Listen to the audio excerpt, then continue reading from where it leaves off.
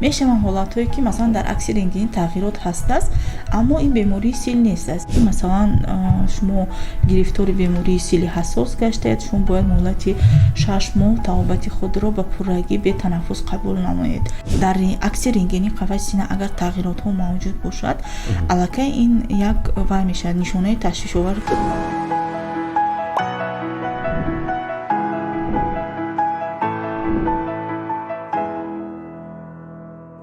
салом дӯстон, силсила подкастҳои наве ки ном гирифтааст аз сил ҳарфе бигӯ пешкаши шумо мегардонем.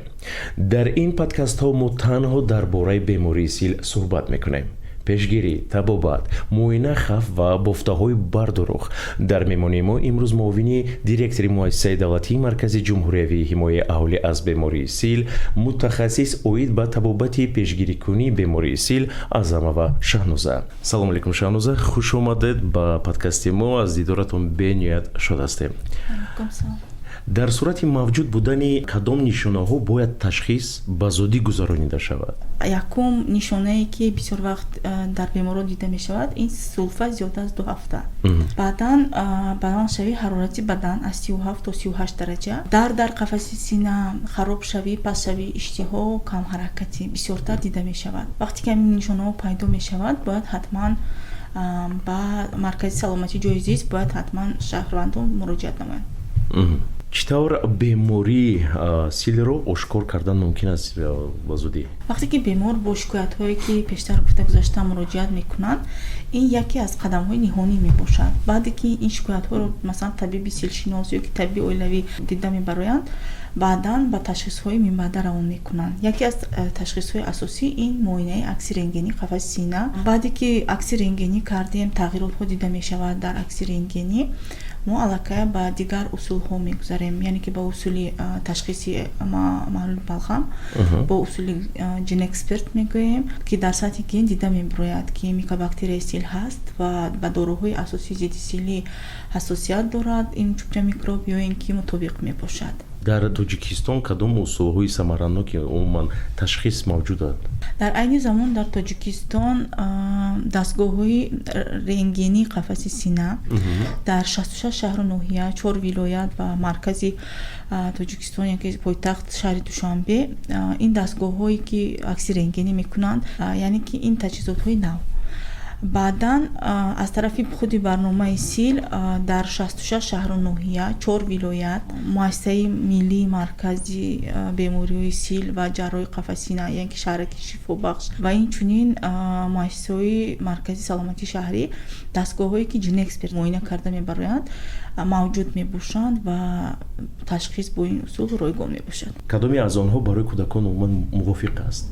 чӣ хеле ки шумо медонед, кӯдакон то синни 10 солагӣ аллакай худсарона масалан хориҷ кардани маводҳои ташхисиро наметавонанд ё ки дуруст қабул намекунанд. барои ҳамин аз тарафи барнома кӯшиш карда шудааст ки дарёфти саривақтии бемории силро дар байни кӯдакҳо ба роҳ монда истифода бурдани дастгоҳҳои индуксияи ҳамин маводҳои балғам мебошад.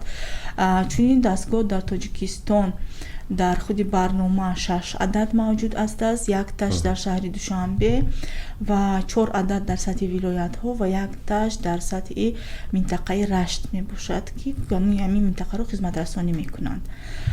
кӯдакҳо ба он муассисаҳо равон карда мешаванд, бо ҳамин усули индуксия маводи ташхисӣ гирифта мешавад ва баъдан чӣ тавре ки одамои калонсол бо ташхиси ҷинэксперт муоина карда мешаванд, ин маводҳо низ ба муоинаи ҷинэксперт равон карда мешавад. то чӣ андоза умуман зуд аз ташхиси бемории сил гузаштан лозим аст?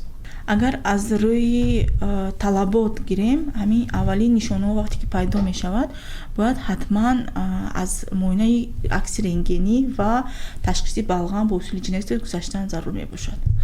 кадоми усулҳои ташхисӣ дар деҳоте ки дурдаст ҳастанд мавҷуданд, зеро дастгоҳи рентгенӣ на дар ҳама ҷо аст? дар сатҳи шаҳру ноҳияҳо дастгоҳҳои рентгении рақамӣ ками камаш 2 адад ва ҳастанд бо зиёдтар мавҷуд ҳастанд. аммо шумо медонед ки аз як деҳот ба маркази ноҳия ё ин ки шаҳр омадан ин хело раҳи дур мебошад. аз ҳамин сабаб кӯшиш карда шудааст ки аз тарафи вазорати тандурустӣ ва шарикони рушд дастрас намудани дастгоҳҳои портативӣ, яъне ки дастгоҳҳое ҳастанд ки бо автомошинаҳо интиқол карда мешаванд ба деҳотҳои дурдасти ҷумҳурӣ ки ба шаҳрвандон хизматрасонӣ карда шавад. ин яъне ки дар айни замон дар барномаи сил 20 адад дастгоҳи портативӣ рентгенӣ мавҷуд ҳаст ки барои хизматрасонии аҳолии деҳотҳои дурдаст дастрас мебошад. инчунин мо дар нақша дорем ки то моҳи июли соли ҷорӣ боз тақрибан 13 адад дигар ин дастгоҳҳо харидорӣ намоем ва барои шаҳру ноҳияҳои дурдаст дастрас намоем ки ба аҳолӣ дар ҷойҳои дур зиндагӣ мекардагӣ ин усул дастрас бошад. яъне ки рентген мекунанд дар худи хонаи бемор, гӯем хато намекунем. бештари гӯем деҳоти дар дурдаст бошад, автомобил меравад дар онҷо бо яъне ки мутахассис ва дар онҷо рентген мекунад. бале ин дар вақтҳои муайян аст ин ё ин ки намедонам аз рӯи дархост мешавад, вале ки масалан барои як нафар бемор мо наметавонем масалан мошин ва инчунин дастгоҳро интиқол кунем. аз тарафи маркази сил ва марказҳои сил ки дар ҷойҳо ҳастанд, шаҳрноҳиҳо ва муассисаҳои тандурустӣ ки дар деҳотҳо ҳастанд, дар якҷоягӣ нақша омода карда шуда аҳолие ки гурӯҳи хавф ҳастанд ва шахсоне ки шикоят доранд оиди бемории сил ҷамъ мекунанд ва дар марказҳои саломатии деҳотӣ ҳамин муоинаҳо гузаронида мешавад. яъне ки акси рентгенӣ мекунанд, ҷамъоварии маводҳои ташхисӣ барои ҷиноэксперт ҷамъ карда баъдан яъне ки ба пуррагӣ ин ташхисҳо дастрас мешавад дар ҳамин маврид. шаҳноза мегуфтед кадом натиҷаҳои ташхисии ибтидоӣ ташвишоваранд омад? вақте ки шикоятҳо ҳастанд ва худи шаҳрванд муроҷиат мекунанд, рентген мекунанд, дар акси рентгени қафаси сина агар тағйиротҳо мавҷуд бошад, аллакай ин як вай мешавад, нишонаи ташвишовар ки аз тарафи духтур ташвиш мешавад ки дар бемор тағйиротҳо ҳаст аст, мумкин ки ин бемории сил бошад. аммо мо то охир аз муоина нагузаронем, ташхиси бемории силро намегузорем. яъне вақти тағйирот дар акси рентгенӣ ҳаст аст ва бояд ҳатман таҳлили балғам гузарад, маҳлули манту бояд монем ба вай бемор. баъди ба даст овардани ин натиҷаҳои ин ташхисҳо баъдан мо метавонем ташхиси ниҳоии худро гузорем ки бемории сил ҳаст ё ин ки нест. дар он лаҳзае ки фарз кардем нафаре омад ва шубҳа бурданд ки шояд ки беморӣ яъне ки сил бошад, шумо мегӯед ба он нафар ки шубҳа ҳаст ё ин ки не?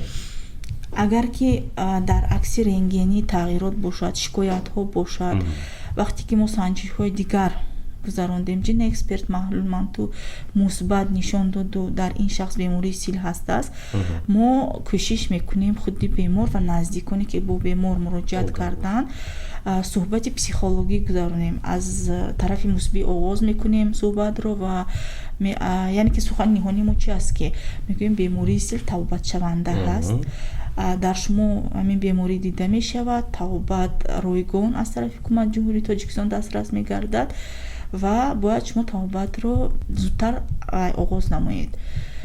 ин хеле муҳим мебошад. зеро ки як бора гуфтан ба назарам ба нафаре ки шубҳа аст, ҳар нафар ҳар гуна фикру ақида мебарад ва дар ҳолати як стресси мумкин ғалтанд. агар натиҷаҳои ташхисии ибтидоӣ ташвишовар бошанд, дар он лаҳза бошад чӣ бояд кард?